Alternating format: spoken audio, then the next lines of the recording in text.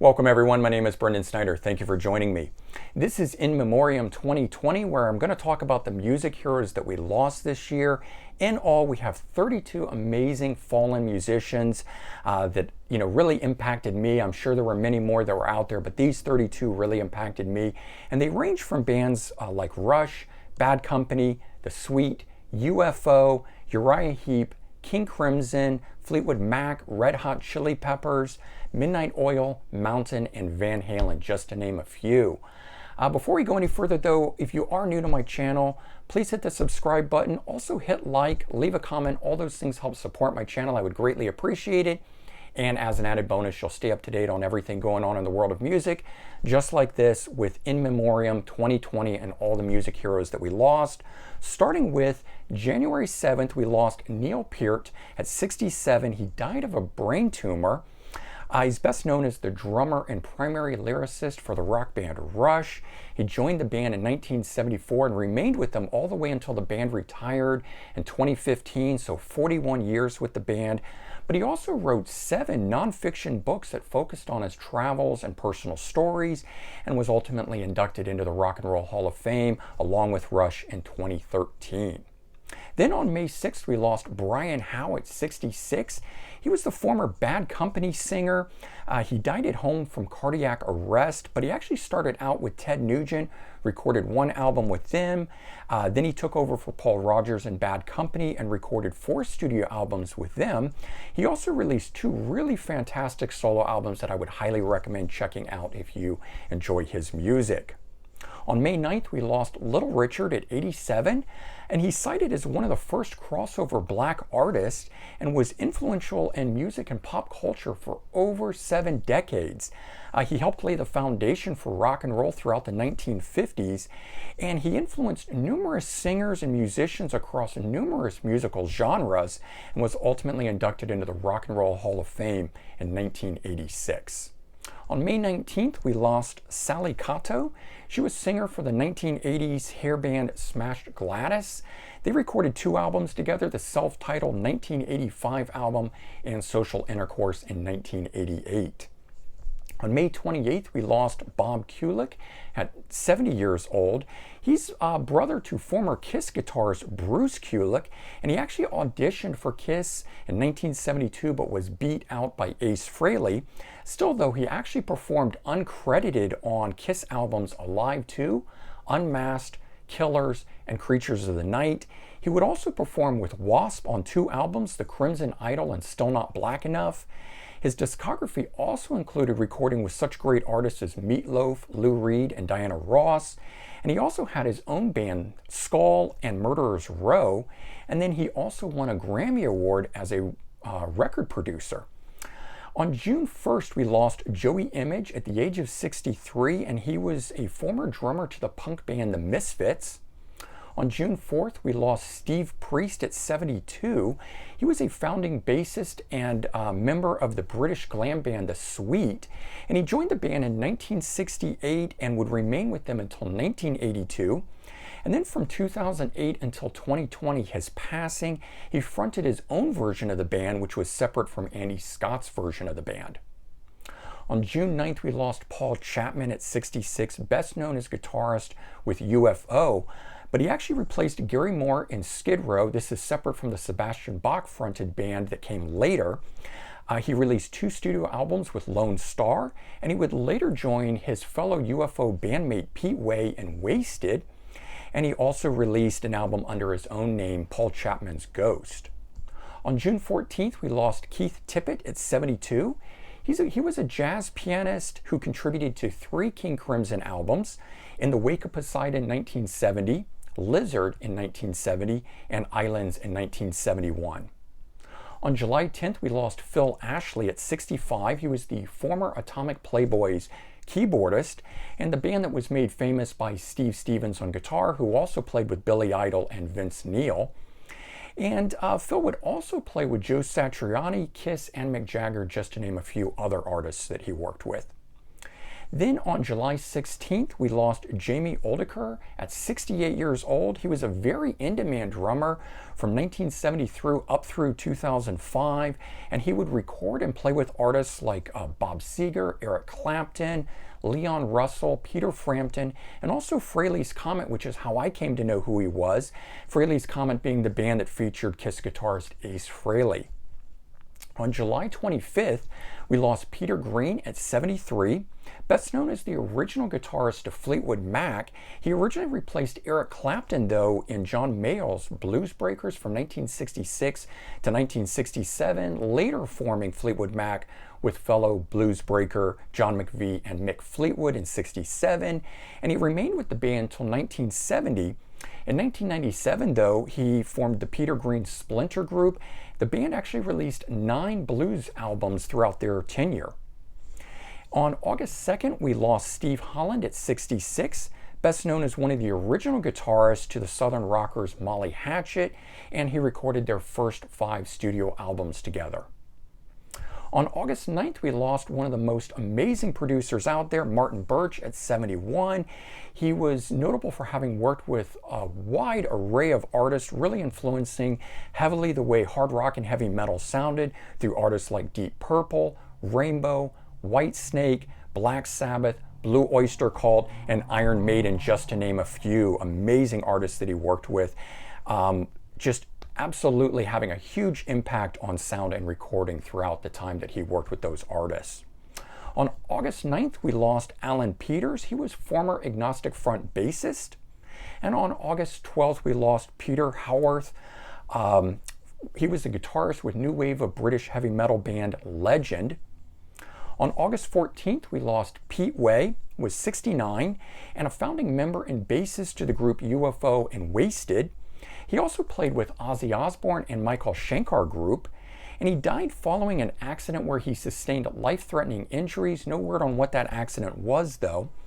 And his passing was only 10 weeks after fellow UFO and Wasted band member Paul Chapman's passing. So unfortunately, we lost 2 of those guys this year. Then on August 18th, we lost Jack Sherman at the age of 64. And he was the original Red Hot Chili Peppers guitarist who played on their debut album. On August 20th, we lost Frankie Banali at 68, best known as the drummer from legendary metal band Quiet Riot. He had been battling stage 4 pancreatic cancer since April 2019 when he passed away. He also played on 8 studio albums by Wasp, and then he also played in some short-lived early 90s groups Heavy Bones and Black Thorn.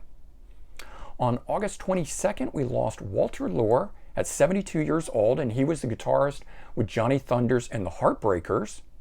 On August 25th, we lost Riley Gale at the young age of 35. He was vocalist with thrash metal band Power Trip. And then on August 25th, we lost Jerry McGee at 58, and he was vocalist with Brighton Rock. He passed away due to complications from cancer. On August 31st, we lost John Mayer. Now, this is the Rose Tattoo guitarist, and he appeared on 2 studio albums with the band, Southern Stars in 1984 and Beats of a Single Drum in 1986. Then on September 19th, we lost Lee Kerslake at 73, just one of rock's all-time greatest drummers, best known for his work with Ozzy Osbourne on his first 2 studio albums, and for being a longtime drummer in classic rock band Uriah Heep. He was also part of the 1960s group The Gods along with Ken Hensley, and he played as a guest on numerous albums, including a posthumous release from fellow Uriah Heep band member Trevor Bolder called Sails the River, and that was just released recently if you want to check that out from those 2 musicians. Now, probably the biggest loss of this past year was having lost Eddie Van Halen at 65 years old on October 6th, dying after a very long battle with cancer that started all the way back in 2000. First, it started with his tongue, it moved to his esophagus, later his throat, and ultimately his brain before he passed from it. Eddie's guitar style was truly like no other, a virtuoso, an innovator. His style would go on to influence the golden age of guitar throughout the 80s and become a very high water mark to be measured by for other guitarists. He had hit singles, sold out tours, sold millions of albums, was inducted into the Rock and Roll Hall of Fame, and this only begins to explain the magnitude to which Eddie Van Halen and his band Van Halen influenced so many other great artists and fans with their music. On October 15th, Gordon Haskell passed away at 74. Best known as a former King Crimson bassist and vocalist. He took part in the albums In the Wake of Poseidon, 1970, and Lizard, also 1970. So along with Keith Tippett, we lost 2 King Crimson members from the same time period this year. Just very sad indeed. On October 20th, we lost Spencer Davis at 81, founder of the Spencer Davis Group, of course being famous for having a young Steve Winwood in the lineup. Their 1967 song Gimme Some Lovin' reached number 7 on the Billboard Hot 100, and just an utter classic that has been covered by so many great artists out there. Unfortunately, he died after a bout with pneumonia. On October 20th, we lost Tony Lewis at 62 years old, lead singer and bassist for 80s band The Outfield. He passed away suddenly and unexpectedly. There's still no word on what the cause of death was.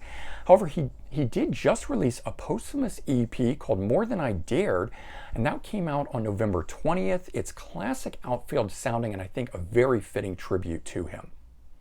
On November 4th, we lost Ken Hensley at 75. The keyboardist first gained attention with the Gods in 1968 through 1969. He then joined Uriah Heep in 1969, remained with them until 1980. He also played with Blackfoot in the 1980s, and he had a very long solo career. He has a posthumous solo album that's going to be released on March 5th of 2021, so keep an eye out for that. On November 8th, we lost Bones Hillman at 62, best known as the bassist for Midnight Oil. He passed away after battling cancer. His loss was especially sad as Midnight Oil had only recently reformed, and 1 week prior to his death, the band had just released their mini album, The Makarata Project. He will also be featured on Midnight Oil's upcoming new album, full-length album, that is slated for an early 2021 release. On December 21st, we also lost Clay Anthony, who was the original bassist for late 80s and early 90s rock band Junkyard. After having sustained injuries from a car accident, unfortunately, he did play with the band from 1987 to 1991 and appeared on their first 2 studio albums. And the final loss of this year came on December 22nd from Leslie West, at 75 years old due to cardiac arrest. He's best known as the lead guitarist and vocalist with classic rock band Mountain. The band formed in 1969 and broke up initially in 1972. They did reform in 1973 and have performed on and off with various reunions over the years. And they're best known for their number 21 Billboard Hot 100 single Mississippi Queen, which was an early proto-metal song influencing many musicians out there. All right, in closing, having lost 32 amazing musicians that I just ran through, obviously 2020 was an exceptionally hard year, but it was just made even harder by having lost all of these amazing musicians. To those musicians, though, I would like to say rest in peace and that you will be missed, but your music will live on in the hearts and minds of all of your fans that you touched with your music. I would ask that you guys leave your comments and your thoughts and your memories about these great artists, and also remember to celebrate their life and legacy today. Listen to some of their music, enjoy what it is that they have left behind for us. As a reminder, I do have individual tributes to most of these great musicians on my channel. I will leave links to these tributes in the description below. And as all, I will say, take care, have a great day. I'll talk to you all real soon, and bye.